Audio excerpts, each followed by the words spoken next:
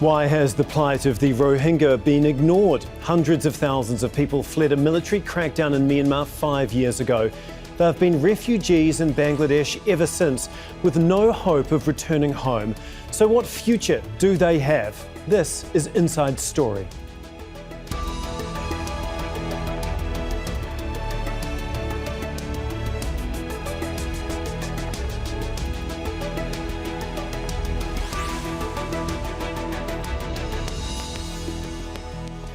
Hello, welcome to the program. I'm Tom Mcrae. On Thursday, more than 1 million Rohingya refugees marked 5 years since they were violently driven out from Myanmar.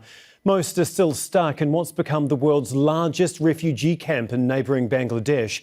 They're demanding a safe and dignified return to their homeland and a future for the thousands of children born in exile. But their chances of going home anytime soon are uncertain. Last year, the same army that expelled the Rohingya overthrew Myanmar's elected government. Now, fighting between rebels and the army has intensified in the Rohingyas' home state of Rakhine. Well, almost 1 million mainly Muslim Rohingya are sheltering in Bangladesh. Myanmar denies them citizenship, making them one of the world's largest groups of stateless people. More than half are children. Aid agencies say they're at risk of becoming a lost generation because of a lack of education. 48% are women and girls, many of whom have survived or witnessed some form of gender-based violence. And conditions in the refugee camps are dire. Authorities say crime has increased, including violence, drug dealing and human trafficking. Well, we'll bring in our guests in just a moment, but first, this update from Tanvir Chowdhury in Cox's Bazar. For refugees, life here is challenging. Overcrowded and fragile shelters surrounded by barbed wire fences, banned from formal education, work and travel. Refugees say they're frequently harassed by police and camp authorities. Violence, trafficking, child marriages and drug-related crimes are increasing inside the camp. Azra Khatun fled to Bangladesh in 2017. She has 3 children. 2 of them were born in the camp. She is worried about their future. We had enough. We want to go back home to Myanmar soon so that our children can get some education and have a normal life. Bangladesh says it has done more than enough, and it's time for the UN and global community to deal with the plight of the refugees. We have been here for 5 years already. If we have to stay here longer, in that case, the United Nations, Bangladesh government and other organizations should find a new strategy to send us back soon. Nearly 4,000 Rohingya refugees live along the border with Myanmar at Tumru in what's called no man's land. Conditions are harsh and they're cut off from the others. Behind me is the only refugee camp in the no man's area. Most of it is in the Myanmar side. The rest is in the international boundary. Conflict in Myanmar's Rakhine state is gradually spilling over close to the border. We are unable to go to our own country still. Another fear we have now is due to frequent clashes between Arakan Buddhist rebel insurgents and the Myanmar army. It is getting very close to our camp area. We can hear artillery rounds and machine gun fire almost every day. Our children and families are in panic. 5 years on since the Rohingya arrived here, the UN Refugee Agency says they now face a protracted crisis and need help urgently. So I think the main challenge is providing the support for them to survive on the day-to-day basis. The humanitarian needs are covered, but also moving towards what is going to happen next. Many Rohingya refugees feel increasingly frustrated that they have little say in decisions about what happens to them, and that their fate and destiny appear to be at the mercy of others. Tanvir Chowdhury, Al Jazeera, Cox's Bazar, Bangladesh.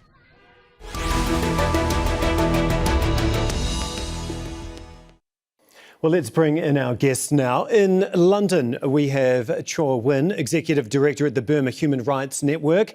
In Vancouver, Yasmin, a Rohingya human rights activist.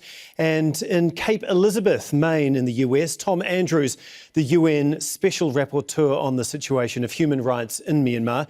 A warm welcome to each of you. Thank you very much for being on the programme today.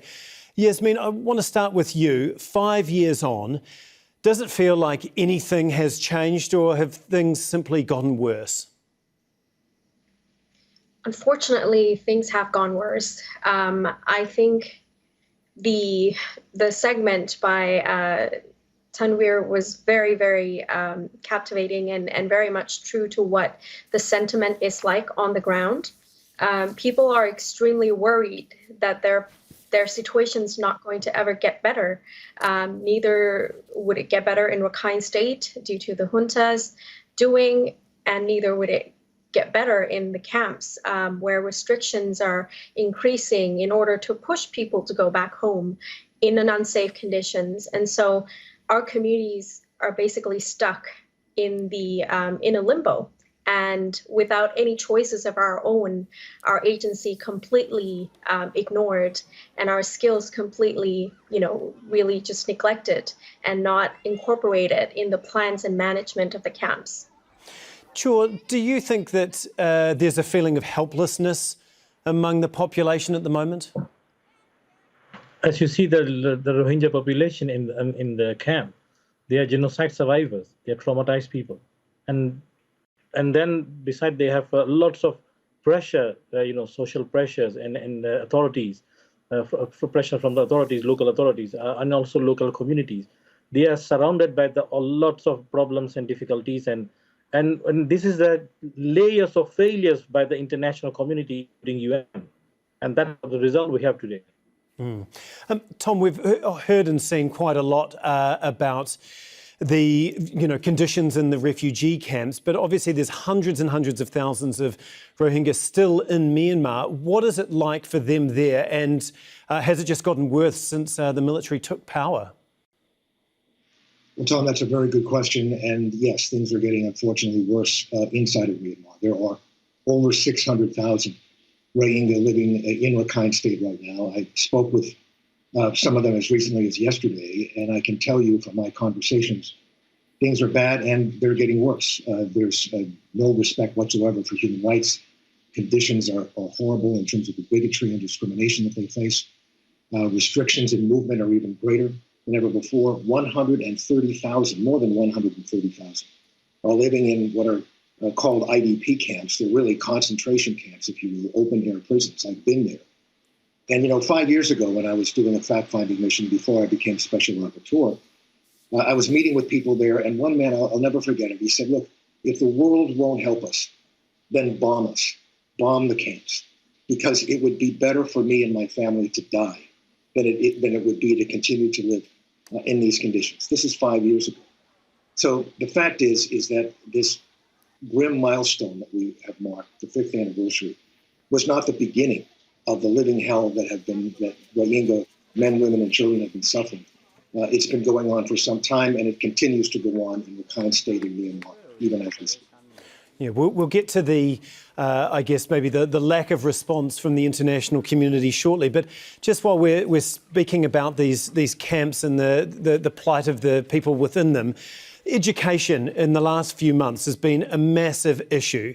Yasmin, can you tell us a little bit about what has changed in the last 5 or 6 months in terms of educating young people in Cox's Bazar? Yeah, I know for a fact that our community has done a lot of work to uplift ourselves. And a lot of these informal schools have been run mainly by donations within the community. And, however much we can muster and get together, we actually send back home. But we actually have been seeing the dwindling ability to actually transfer the funds inside Cox's Bazar to the people that we're working with. On top of that, many different, access that we used to have are actually closed down. And then we find out that informal schools are actually no longer allowed or permitted. It was sort of ignored, neglected for a very long time that we did this, as long as it doesn't mimic any curriculum that can work in the Bangladeshi curriculum. And now we just have a situation where authorities of humanitarian organizations are the ones that actually tip off Bangladeshi authorities to actually come and close down these informal schools. And now the people are in the camps are actually really feeling helpless because they don't know where to send their children. The informal schools that we have were by no means, helpful or not necessarily helpful, but more so that it was not sufficient in any sense, but it was enough to actually get people to see the prospect, to actually hope for the future. But in this case, when all the schools are closed down, and in connection to that, we have rallies of people being told to actually say that they want to go back home regardless of the situation, there is connection there where education is no longer accessible. And here we have a group of people saying that they're going to go home regardless of how the conditions might be. It's just mind-boggling how things are developing and really worsening at this point. Yeah, Kyaw, I see you nodding your head along to those statements there. With half of these camps made up of children, what does a lack of education on such a large scale mean to the future of these people? Are you concerned that there's going to be a lost generation created through this?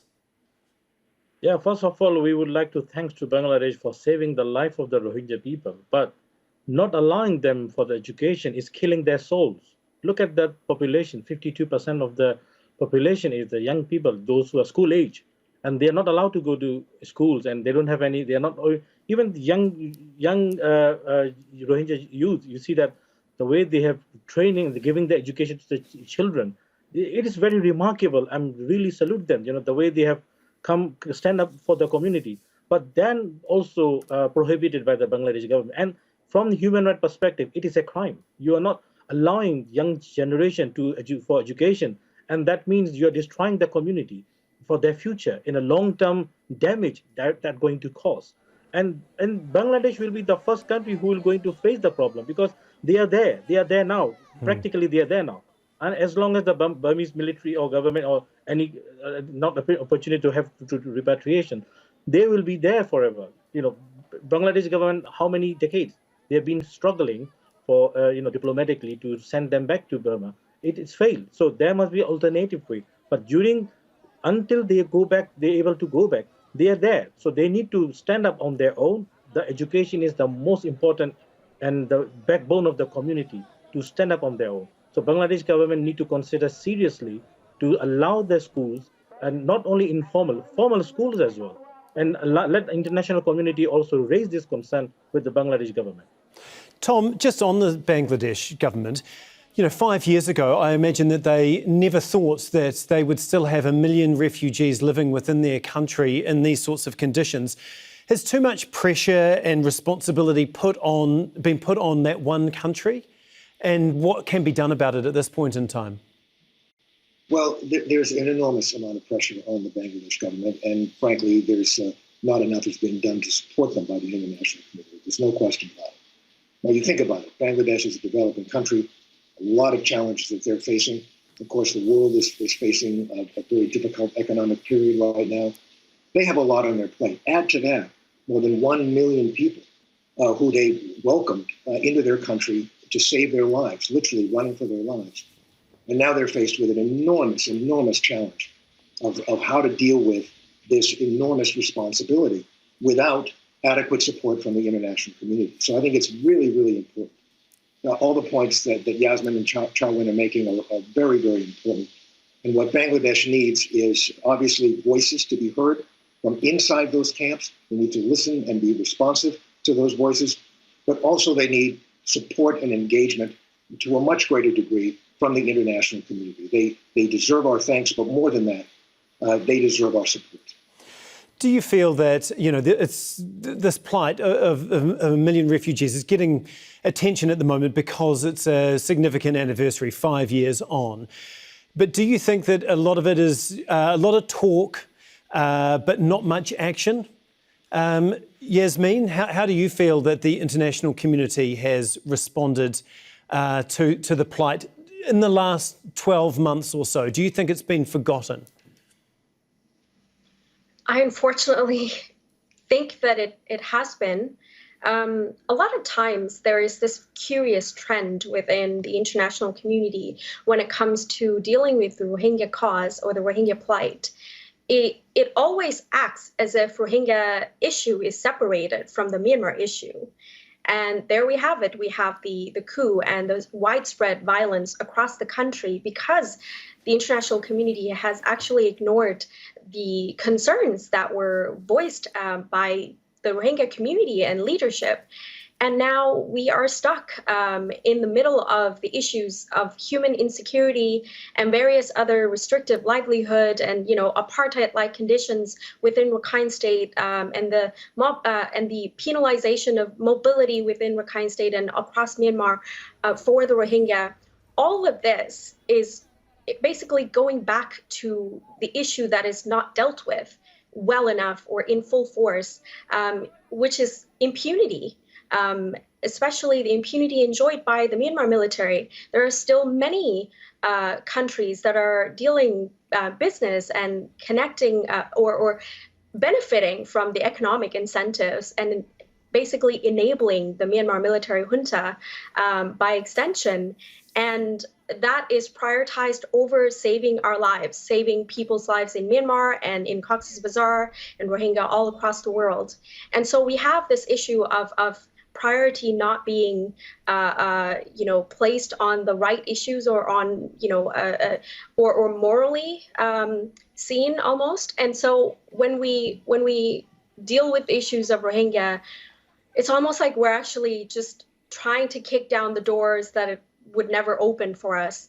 And we have issues like this where dwindling funds are really an issue for the Bangladeshi government. And again, I may be critical of the management and the plans, but it needs to be said that Rohingya likelihood of actually repatriating is almost impossible at this moment in time unless the international community really comes together and find resolutions while also holding the Myanmar military accountable in the ways that uproot their, or eradicate their power or influence over Myanmar.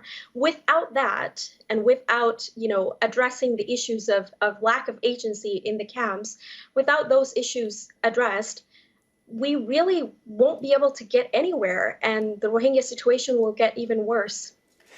I see all three of you nodding, seemingly in agreement there. But Kyaw, what exactly would you like the international community to do? Is it more money? Is it sanctions? Is it legal action? What can they do at this point in time? Well, there are short-term and long-term strategy we need to have. In the short term, we need to build up the Rohingya community with education and the political support. Education is a very grassroots level, young people, to have a formal education, and also adults have vocational trainings, so they can build up their life. And on the other hand, the second thing is political support. The Rohingya activists around the world, even in Bangladesh camp as well, they need to get support from the international community for a large, stronger movement that will make sure the repatriation of the community will be decided by the community, by the Rohingya community, when and how will be decided by the Rohingya community, not by the third country or not anyone, and not even by the Burmese military. Because this is the perpetrator, this is the criminal. They are not the partner of peace, not partner of the solution. They should be punished, they should be brought to justice. But it is not going to happen in short term. It will take long time. So we cannot put all our expectation and solution only on the legal matters. Legal matter is extremely important. It is crucial, it's very important. Transitional justice also very important. But we cannot rely entirely, all our movement and action depend on the legal matters. As you see, it takes several decades and several years. But for that time, a large community already has been affected and destroyed by the genocidal actions. How are we going to repair this? How are we going to make sure that this damage will immediately stop and turn over? So we need a short-term strategy to build up the community, to support the Rohingya people, Rohingya leaders for the political movement, and all the resources need to be channeled among the Rohingya people, because Rohingya people deserve to protect themselves, to decide their future, their destiny. So this is international community immediately need to do this. Tom, we've seen recently the International Court of Justice ruled that the Gambia's genocide case against Myanmar can now proceed. Is that a huge turning point in terms of getting justice for these people? Well, Tom, it's, excuse me, it's an important step forward. There's no question about it. And another important step forward happened yesterday when the UK joined the case. Now we have, obviously, the Gambia leading the case. We now have the Netherlands, Canada, and now the UK about to join the case. So both of those steps, the fact that it's going to proceed as a case and the fact that there's stronger support by nations are very important steps forward. But we need to do a lot more than just that. There is ways in which the international community can coordinate their actions, focus strategically the pressure that needs to be applied, diplomatic pressure, economic pressure, the boycott of weapons. We need to cut the flow of revenue to the military junta in Myanmar. Just think about this. The person who commanded the troops that committed the genocide 5 years ago is the one who led this coup in Myanmar last year and is now with his criminal gang, basically, is how you could accurately conceive of this. A criminal gang holding an entire nation of 54 million people hostage. It is critical, and literally torturing, killing. The daily life for the people in Myanmar is a living hell, and it's getting worse. The international community has failed to adequately respond to this crisis. It's failed to focus its energy and attention in a coordinated manner, and I think that needs to be on the agenda of every country who believes in human rights and justice. Otherwise, this nightmare is just going to get exponentially worse before our very eyes. Yeah.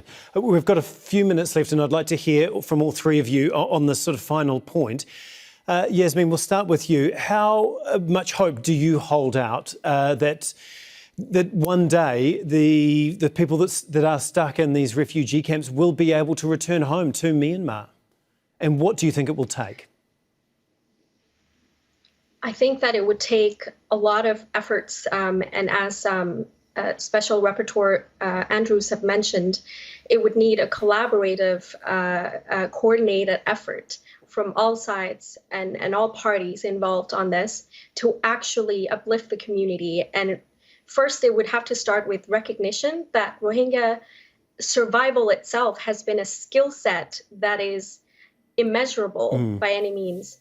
And it needs to actually be acknowledged and utilized in terms of planning for the inevitable, which is however long Rohingya would need to stay within the Cox's Bazar refugee camps or other settlements around the world, that they should be able to use those skills to actually meet issues like food shortage, or teach themselves, run educational system, do things that would actually sustain them for the time being until they actually go back to Myanmar. And hopefully they would go back as contributing members of the society. So I have a lot of hopes for my community. And I know that we've survived one of the worst things that could ever happen to humans. We would survive for the next however long it takes for us to gain back, the peace and prosperity that we deserve. But it would need the international community to become serious about the issue and actually take efforts and actions toward that goal. Thank you all so much for joining us. Unfortunately, we are out of time. Such a huge issue and so much to cover. But I'd like to thank all three of our guests today, Kyaw, Yasmin, Ullah and Tom Andrews. Thank you so much for being on the program. And thank you too so much for watching. You can see the program again anytime by visiting our website, aljazeera.com. And for further discussion, go to our Facebook page. That's facebook.com/AJ Inside Story. You can also join the conversation on Twitter. Our handle is @AJ Inside Story.